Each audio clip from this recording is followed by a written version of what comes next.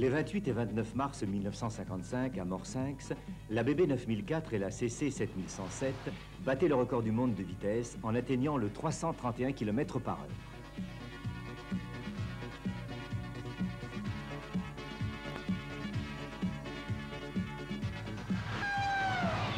L'expérience acquise depuis par la SNCF a permis de choisir le 260 km par heure pour exploiter la future ligne Paris-Sud-Est avec des TGV. Cette vitesse représente en effet le bon compromis entre le gain de temps et la consommation. Sur la distance de Paris à Lyon, l'énergie dépensée par voyageur pour un taux d'occupation de 60% sera de 32 kWh, soit l'équivalent de 9 litres de supercarburant, la consommation d'un cyclomoteur.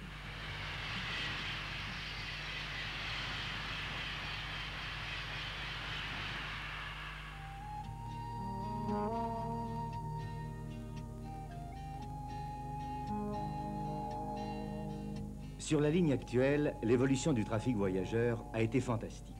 De 1965 à 1976, il a plus que doublé et doublera encore d'ici à 1990 pour atteindre le chiffre de 23 millions. Aussi, cette ligne se trouve être la plus saturée de tout le réseau. Parmi les solutions étudiées pour augmenter la capacité, la construction d'une nouvelle ligne, plus courte que l'ancienne, a été retenue. Sur cette ligne, d'un tracé très pur, dont les travaux ont commencé fin 1976 et se sont poursuivis très activement en 1979, 447 ponts, 600 petits ouvrages et 10 viaducs, dont un de 420 mètres à la Digoine, dans la région d'Autun.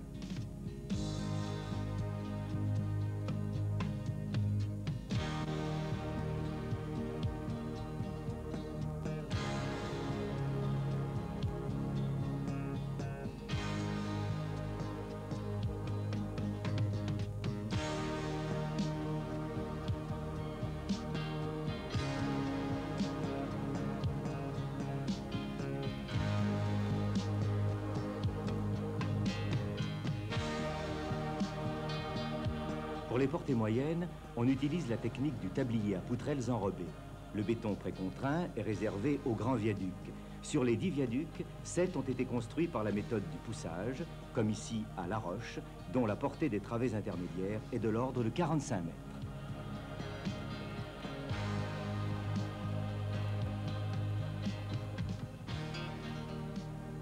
Mais un souci écologique a guidé les ingénieurs qui ont réussi le tour de force de n'utiliser que 2300 hectares, soit moins que l'aéroport de Roissy-Charles de Gaulle. Pour autant, le problème d'intégration de la ligne nouvelle dans le paysage n'a pas été négligé grâce au concours d'architectes de renom.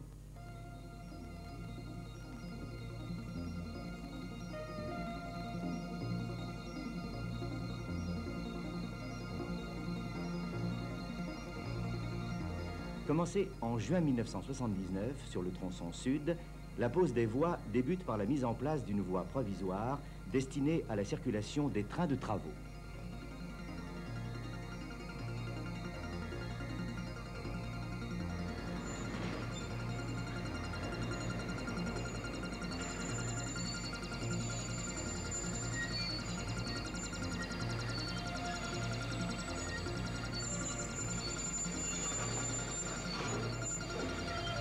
Avançant au rythme de 1 km par jour, la pose représente la consommation quotidienne de 2 km de rails, 1700 traverses et 4000 tonnes de ballast et entraîne la circulation de 25 trains de travaux.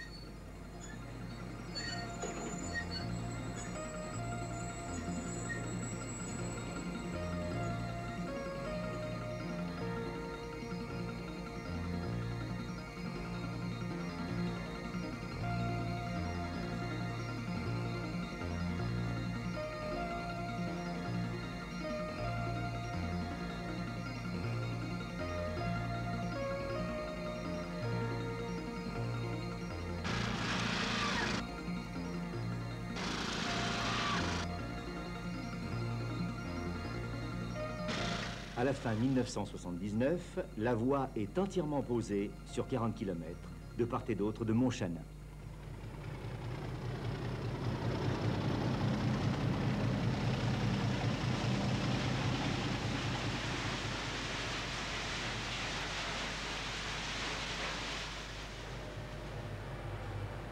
Après la pause, la dresseuse niveleuse-bourreuse entre enfin en action. Cette machine automatique traite 250 mètres de voie à l'heure.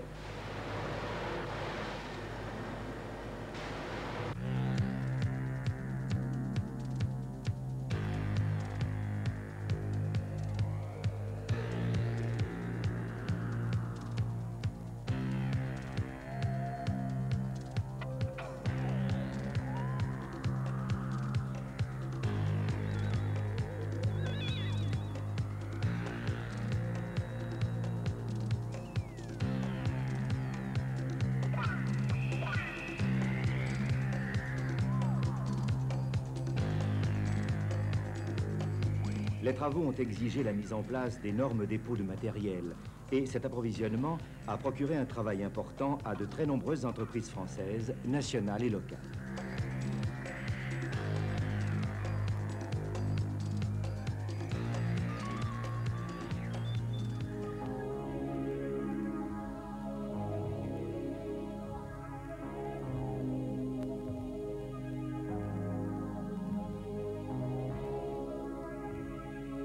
Les chantiers caténaires avancent également au rythme de 1000 mètres par jour. Pose des poteaux, armement et déroulage des caténaires compris.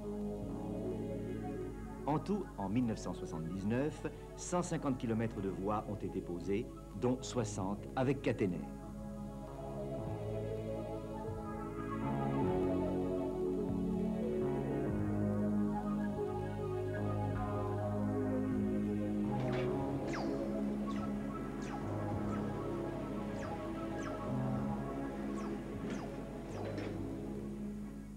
Que j'ai auxiliaire isolé, j'avise le régulateur et barre vide. Est-ce qu'il a oublié quelque chose? Non, non. Bon, Jean-Pierre, c'est bien. À toi, Jean-Claude. Alors, tu vas te mettre dans les conditions de traction, c'est-à-dire, tu es sur normal, ta caisse électeur pour toi est sur normal, ton disjoncteur est fermé. Les futurs conducteurs des TGV suivent des stages de formation, d'abord théoriques, comme ici au dépôt de la gare de Lyon.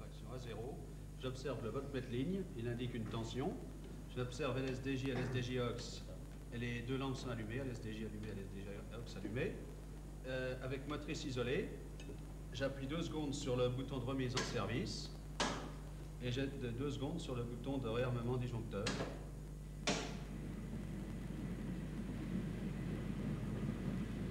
L'enseignement pratique se poursuit sur les rames de pré-série. Tu as un signal de préannonce fermé, qu'est-ce que tu dois faire? Je freine pour chuter la vitesse à 180 km/h dans les 15 secondes et je ne dois pas dépasser le 160 au signal suivant. Oui, sur les zones après annonce, tu as 2 contrôles ponctuels de vitesse. Mais à très grande vitesse, les signaux latéraux habituels ne suffisaient plus. Les cabines ont donc été équipées d'un système à affichage sur le tableau de bord. Sur la ligne nouvelle, avec la signalisation en cabine,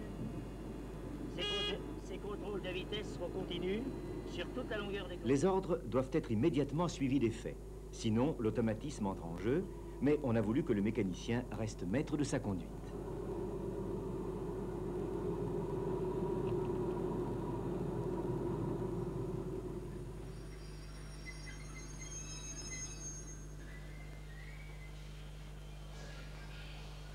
Des 87 rames commandées, 5 sont déjà sorties des usines à la fin 1979. Chaque rame, composée de 2 motrices et 8 remorques, totalise 275 places en seconde classe et 111 en première. Un bar est accessible à tous les voyageurs et l'équipement des offices de restauration permet le service des repas à la place.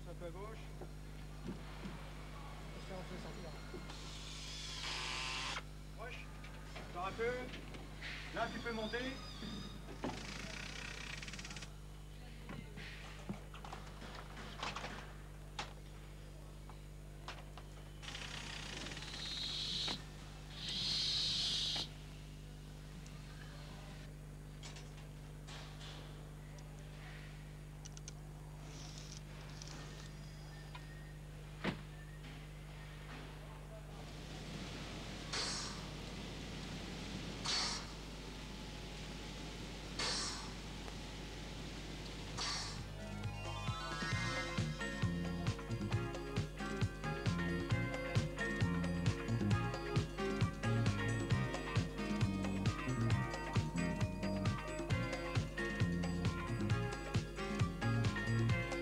De mars à décembre 1979, les deux rames de pré-série, Patrick et Sophie, ont été utilisées 48 fois par le service de l'information et des relations publiques pour présenter aux journalistes et à des responsables de l'industrie, du commerce et de la politique le TGV roulant à 260 km/h entre Strasbourg et Colmar. Mesdames, Messieurs, nous vous souhaitons la bienvenue à bord de Patrick. La conduite est assurée par le serrurier Bouvreau, assisté du chef de traction Levert. Notre point d'arrêt est à 95 km d'ici et nous l'atteindrons dans 32 minutes. Il faut 12 km à la rame pour s'élancer à 260 km/h. Départ arrêté.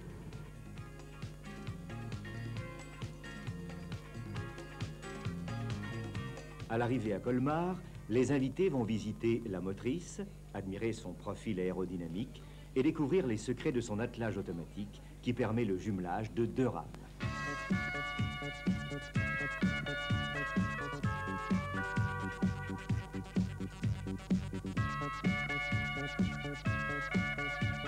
C'est le 6 mai 1979 que Sophie a rejoint Patrick dans ses tournées d'endurance des nuits et fins de semaine. Les deux rames de pré-série circulent ainsi 24 heures sur 24. Et au 1er janvier 1980, elles ont parcouru, elles deux, environ 400 000 km. Sans ingénieur à bord, sans intervention technique spéciale, elles ont tourné de manière proche de l'utilisation commerciale future.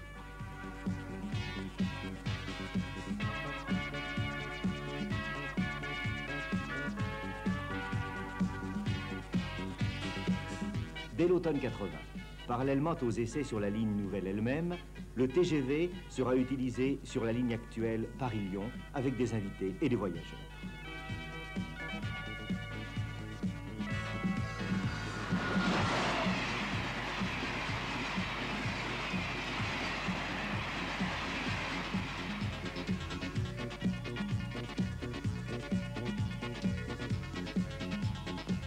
En octobre 1981, 40 rames, flambant neufs, entreront en service régulier sur le tronçon sud de la nouvelle ligne Paris-Sud-Est à la vitesse de 260 km/h.